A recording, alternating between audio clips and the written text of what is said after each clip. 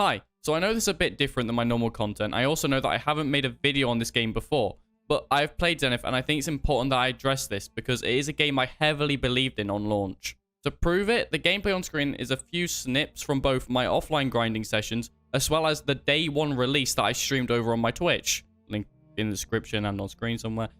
Let me tell you, this game's release was massive, with people flooding servers on launch and causing some people to migrate regions just to be able to play, including me, as at the time, all of the EU servers were full, so I had to migrate over to the US servers.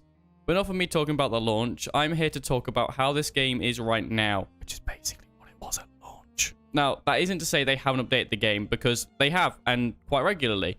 Just not with much new content, and to be honest, there is a lot wrong with this game than the lack of new stuff. So, let me start this video by talking about the fundamentals of an MMORPG, which is builds. So this is only one section of many, so stick around for everything I have to say, and if you enjoy, feel free to like and subscribe. So, builds in an MMORPG are like bread and butter, as it's what helps people feel unique and play the way they want to, allowing for almost infinite combinations, which is unfortunately what Zenith lacks. And for an MMORPG to lack a core feature like this, cuts down both replayability and creativity. And you kind of need that, as you need the community talking to be able to do this. And that's how I think a good example of this is Elder Scrolls Online. So let's have a look at that for a second. The game has somewhat loose roles for each class, and the reason I say loose is because you can take a support-based character like the Templar and make them a well-rounded DPS character instead. And well, this all works by combining different gear and skills to make their more damaging abilities stronger. And I'll get to gear later, but for now, let's just say the least is the damage on that character was quite strong, and they were a support, and that just shows the difference when it comes to builds in games. This doesn't mean I dislike the way subclasses are in Zenith. I just think that the way you build your character should feel more free than Godstones and only have specific abilities for each slot. And I'll start off with the first of the two, which is the Godstones. And funny enough, I actually like the way that they are just random drops, meaning you literally can kill anything and get a Godstone. But my issue comes when you are so restricted to how they work, as instead of being able to fully invest into, say, a healing orb or on support mage, for, say, giving it a poison effect and a quick cooldown on it to make it a bit more DPS oriented, instead of just straight up locking people into customizing the subclass. So yeah, I definitely think something needs to change there, and I would understand that if they did that when people were trying to make groups, it would make it a much more difficult, as right now they just have to say looking for a support mage and they know what they're going to get.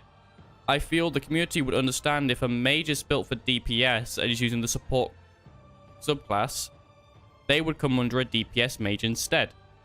Now, to go further in depth with what I mean by using Godstone to fully invest into a specific ability, instead of just getting XP and leveling up your singular Godstone, you could have it based on your character level. Because of right now, your level literally only means what quests and gear you can equip. And by tying it to Godstones, it would be a lot better, as instead your Godstones would be tied to your level and you'd be getting skill points. It means every time you get a Godstone, you don't have to grind for hours just to level it up, just to say to use one new ability that you've got on a good rolled Godstone.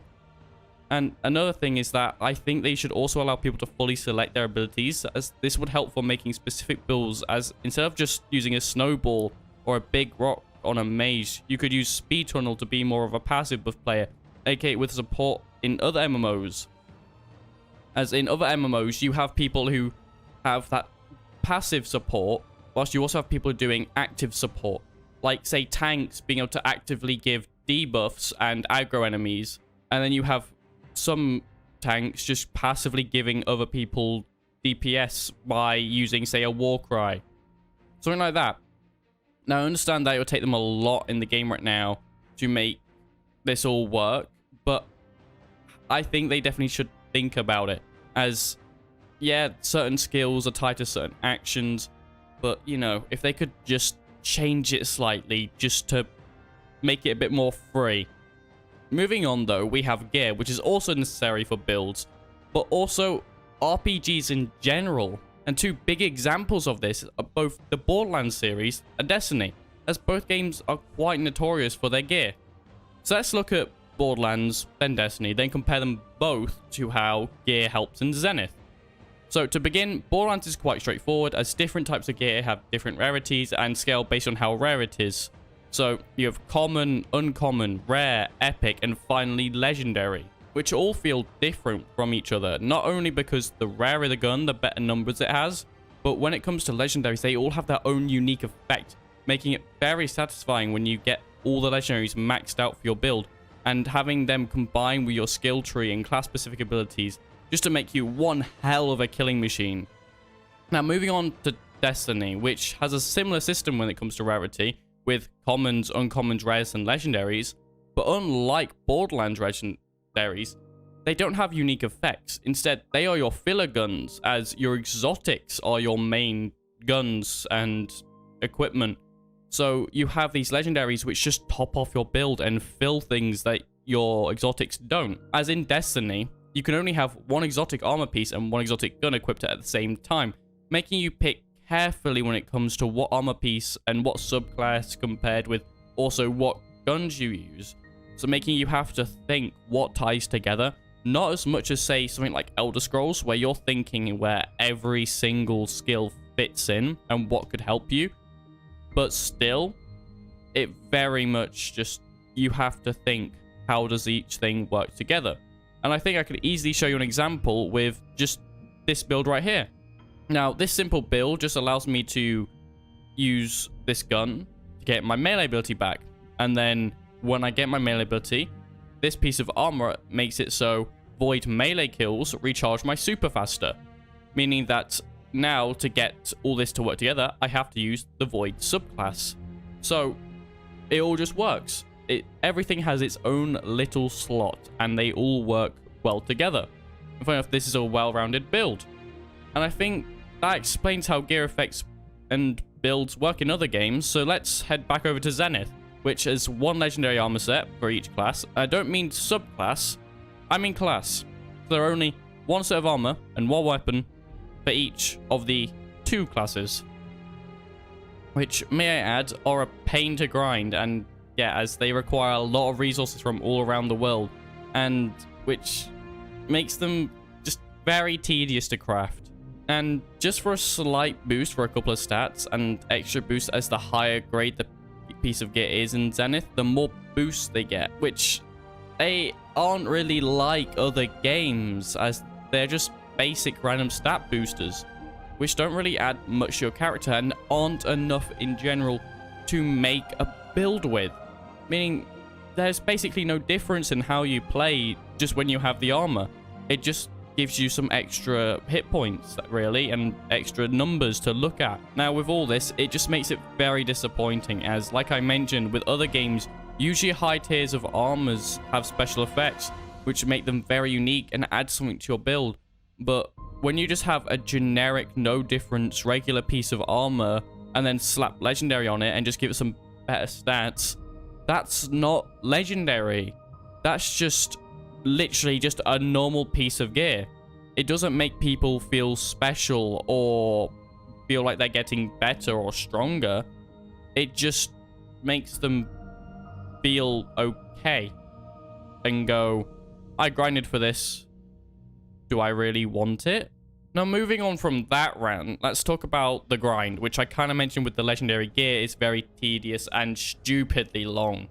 To begin, the game has almost no story other than dialogue boxes, which if you think you're going to sit there and read them all, let me just say there is literally no point wasting your time there, as there's no big moments to bring you in. And it's all just kind of bland. Go here. Here's a little explanation of why you want to go there. Do this. Oh, this person wants you to do something in the same place. To do what you were sent there to do. Oh, now you're done. Go to this place because these are the bad people. And that doesn't suck you in enough to make you want to grind to level 40 and also keep you invested enough to go for the level 40. So, what else are you doing over the main quests? Oh, you're basically doing side quests, which I'll get onto them, but when it comes to main quests, which are how you progress mainly through the story, they usually have 2 to 3 level gaps before you can continue. And you may say, That's not a lot, you know. Oh, that's because you haven't played Zenith for long enough. And trust me, you genuinely haven't. As, obviously, you look at 2 to 3 levels in, say, level 5. Oh, so I've got to go to level 8 or level 7. That's not a lot. Oh, but when you're at level 28 and you have to get to level 30, that's a massive leap in XP. And XP just exponentially just increases so much as you go on, making it just a ridiculous grind. And other quests do not help you in this, as you have side quests which give you barely any XP. You have repeatable side quests which are just kill things, and they give you barely any XP and maybe some resources, as well as those repeatable ones are sometimes locked in each zone until you've done maybe a few quests or gotten a few more levels. So it's just very tedious and long. Other than that, you also have world events, which just aren't good when it comes to Zenith. There are games that just do it better. And yeah, again, I'm going to compare it to Destiny 2, which has other world events as well. And they're quite easy to solo and give you a piece of gear. So there's actually a reward for doing it other than just XP. As well as for newer players, it will teach you some of the mechanics for other parts of the game. Meaning if you're new, you have to figure things out. Whilst if you're a veteran, you can blast through them because you already know this stuff and you've already done it before. And I think that right there just shows how different games treat activities. As Zenith tries to make everyone feel like they're on the same plane, and Destiny and, say, games like Borderlands make it so when you've gotten far enough, you can just blast through content and just do stuff. So, yeah, I think Zenith also needs to get their mindset of what high-level players should be able to do. And also in Zenith, I also don't understand how world events give you the most XP. That's a bit strange, don't you think? Shouldn't the side quests, seeing as they're pretty much just quests, give you a bit more? No? Okay, moving on. And to be honest, I think it's a good time to reflect, as after you've done all that grind, you've reached level 40. What else do you have? Literally nothing to do, other than kill a world boss for a legendary, which will do the same as any other weapon that has no unique effects. Breathe in, breathe out, breathe in. Let me get this straight. I don't absolutely hate this game. I just want to see it grow and become a better game. But fortunately right now, in the state it's in, I find it hard to recommend to anyone, as I thought originally they would update the game and keep the world alive. But they've kind of left it for a big content drop. I hope. I don't actually know. But to keep an MMORPG like this alive, you need to drip feed content for a long amount of time. And I think a really great example of drip feed content is Destiny again, as they slowly reveal story beats and release more stuff over weeks, meaning every weekly reset has something new in store. Now I understand Bungie is a massive company, and Ramen Studios is nowhere near as big, but some of this stuff I brought up is common stuff in games like this, and to be honest was also available instantly on Elder Scrolls Online's release. So it's really hard for me to keep recommending this game, as name one RPG that has no endgame content or replayability in general, as I have tried to get back into Zenith. And I found it really hard when I don't have anything at endgame to motivate me to get there. The lack of any proper character building makes it a real slog to grind through. So, anyone at Ramen Studios, you see this? Congrats on the 35 mil. I hope you don't let this game die, and I hope for God's sake you address some of the issues I've mentioned in upcoming updates. Now, thank you for making it to the end of the video. I know this has been a lot to get through, and the gameplay is kind of just there in the background. Hasn't really been fitting with what I've been talking about for the most part, but I genuinely didn't want to load the game back up to get some footage because I just really can't get it back into the game right now. It just mentally drains me whenever I load up, and I genuinely mean that. So I hope you enjoyed, and again, please feel free to leave a comment if you agree, disagree, or just want to add more onto some of my previous points and react to what I'm saying throughout the video. And this is me signing off. I'll see you on the next one, guys. Peace.